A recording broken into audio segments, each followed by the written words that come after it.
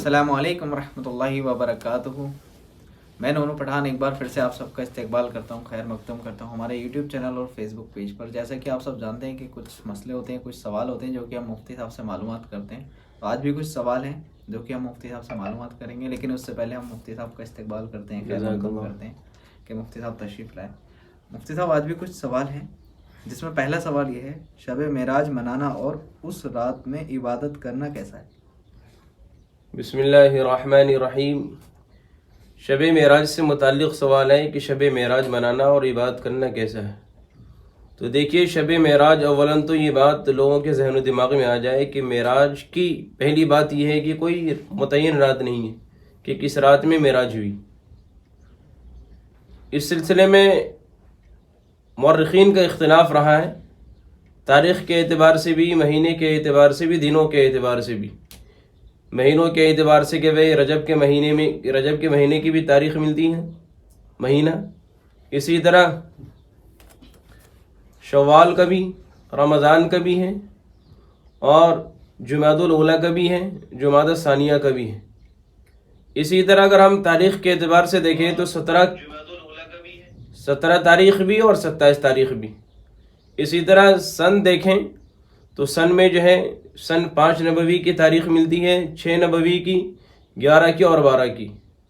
تو یہ الگ الگ اختلافات تاریخوں میں. اس قدر اختلاف کے باوجود کوئی حتمی اور نہ متعین سن ہے، نہ متعین تاریخ ہے، نہ متعین دن ہے.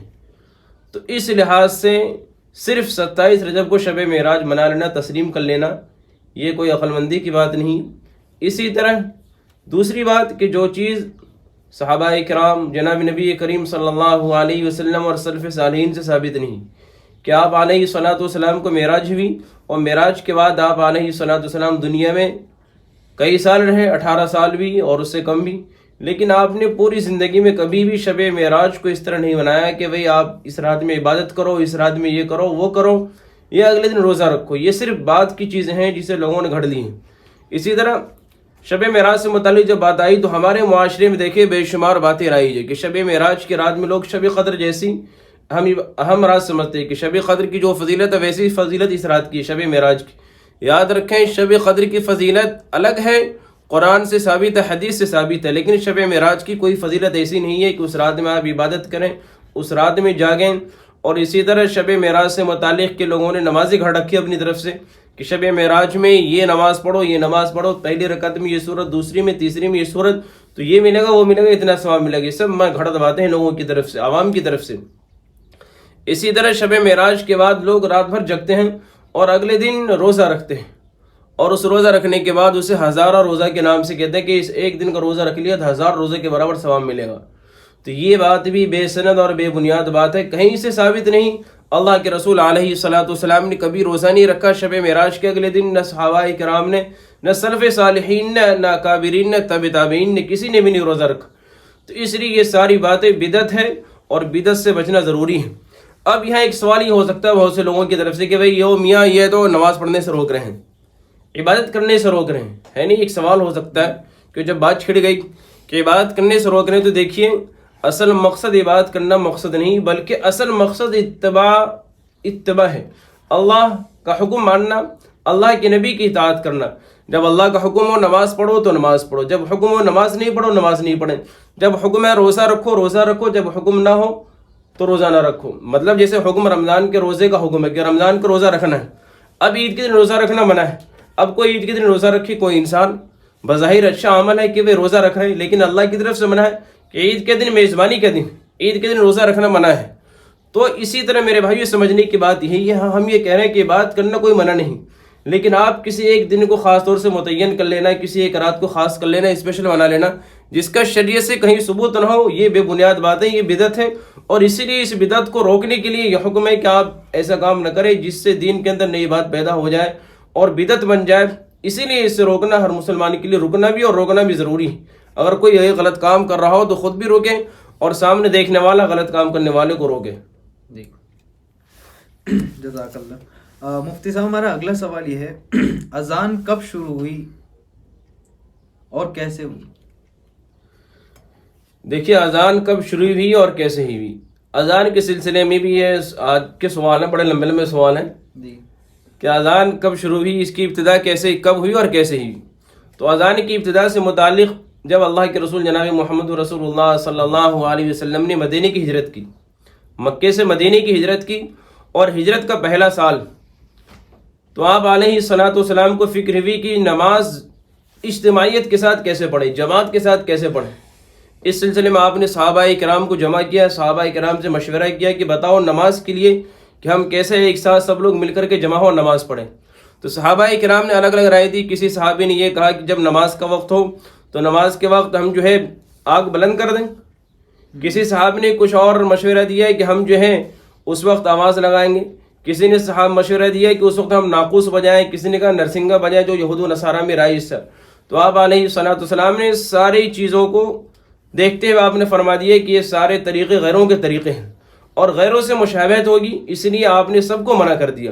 حضرت عمر فاروق رضی اللہ عنہ نے ایک رائے دی کہ میری رائے یہ ہے کہ آپ جب نماز کا وقت ہو تو اس وقت ایک آدمی ہمارے میں سے ایک آدمی چلا جائے اور اعلان کرے محلے میں جا کر کے الصلاۃ جامعہ، الصلاۃ جامعہ یہ اعلان کرے. تو آپ نے یہ رائے پسند فرمائی اور پھر حضور اکرم صلی اللہ علیہ وسلم نے حضرت بلال رضی اللہ عنہ کو حکم بھی دیا، اس کام پر مامور فرما دیا کہ بلال آپ یہ کام کرنا. اسی دن رات میں ایک صحابی ہے، انصاری صحابی، حضرت عبداللہ ابن زید ابن عبد ربہ، حضرت عبداللہ ابن زید ابن عبد ربہ رضی اللہ عنہ صحابی رسول ہیں. انہوں نے خواب میں دیکھا کہ فرشتے انہیں اذان کے کلمات سکھلا رہے ہیں. فرشتے اذان دے رہے ہیں، یعنی فرشتوں کے ذریعے اذان کے کلمات سکھلائے گئے. جب صبح ہوئی اور جب بیدار ہوئے تو جناب نبی کریم صلی اللہ علیہ وسلم کی خدمت میں حاضر ہوئے یہ صحابی، اور آپ نے حضور کے سامنے پورا واقعہ، رات کا واقعہ پیش کر دیا اور اذان کے کلمات اللہ اکبر اللہ اکبر اشہد ان لا الہ الا اللہ، یہ سارے پورے کلمات اذان کے حضور کے سامنے سنائے کہ میں نے خواب میں یہ دیکھا. تو اللہ کے رسول نے فرمایا یہ خواب برحق خواب ہے، سچا خواب ہے. اور حضرت جناب نبی کریم صلی اللہ علیہ وسلم نے فرمایا کہ یہ کلمات بلال کو سکھلاؤ، کیونکہ بلال کی آواز بلند ہے اور خوبصورت بھی ہے آواز.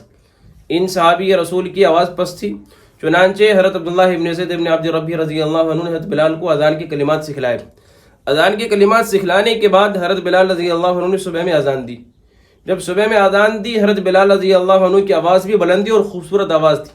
حضرت عمر رضی اللہ عنہ کے کانوں میں اذان کی آواز پڑی. جیسے ہی پڑی آپ اپنی چادر سنبھالتے ہوئے گھر سے نکلے. اس حالت میں کہ چادر گھسٹ رہی تھی آپ کی، اور حضور کے سامنے آ کر کے فرمایا کہ قسم کھا کر کے کہ میں نے بھی بے عین ہی یہ خواب دیکھا. تو اللہ کے رسول نے فرمایا، اللہ کا شکر ادا کیا، اور پھر اللہ کے رسول نے فرمایا کہ پھر یہ خواب من جانب خداوندی ہے، خواب برحق ہے. اور پھر اس کے بعد اس وقت سے امت میں اذان کا رواج ثابت ہو گیا. پہلی ہجری کا واقعہ ہے. جزاک اللہ. مفتی صاحب ہمارا اگلا سوال یہ ہے، امام صاحب کا محراب کے اندر کھڑا ہونا کیسا ہے؟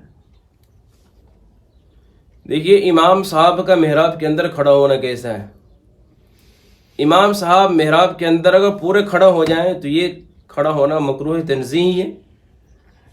بہتر یہ ہے کہ جب نماز محراب میں کھڑا ہوں تو قدم ایڑی باہر نکال دے، تھوڑی سی ایڑی. جیسے ایک مثال کی طرف یہ ہے، اور امام صاحب یہاں کھڑا ہوں گے تو پورے پیر اندر نہ ہو بلکہ ایڑی تھوڑی سی باہر ہوگی، تو یہ مکروہ نہیں ہوگی. لیکن پورے قدم اندر چلے جائیں تو یہ مکروہ ہے، کراہت سے خالی نہیں ہے، مکروہ تنزیہی. لیکن ایک بات اور، اگر جہاں نماز ہو رہی ہو جگہ تنگ ہو، یہ بھیڑ بہت ہو، بڑا مجمع ہو، اور اگر ایڑی نکالنے میں دشواری ہو رہی تو اگر امام صاحب اندر ہی کھڑا ہو جائیں بڑے مجمع کو دیکھتے ہوئے بھیڑ کی وجہ سے، تو کوئی بات نہیں، پھر مکروہ بھی نہیں ہے، مکروہ تنزیہی بھی نہیں ہے. مفتی صاحب ہمارا اگلا سوال یہ ہے، ایک شخص کندھے پر رومال یا چادر اس طرح ڈالے کہ دونوں جانب لٹک رہے ہوں تو نماز ہو جائے گی یا نہیں؟ ہاں، اگر کوئی شخص اپنے کندھے پر یا سر پر رومال ڈالے، کوئی رومال وغیرہ ہو تو بس اس طرح ڈال لینا پورا کہ اس کے دونوں سرے لٹک رہے ہوں.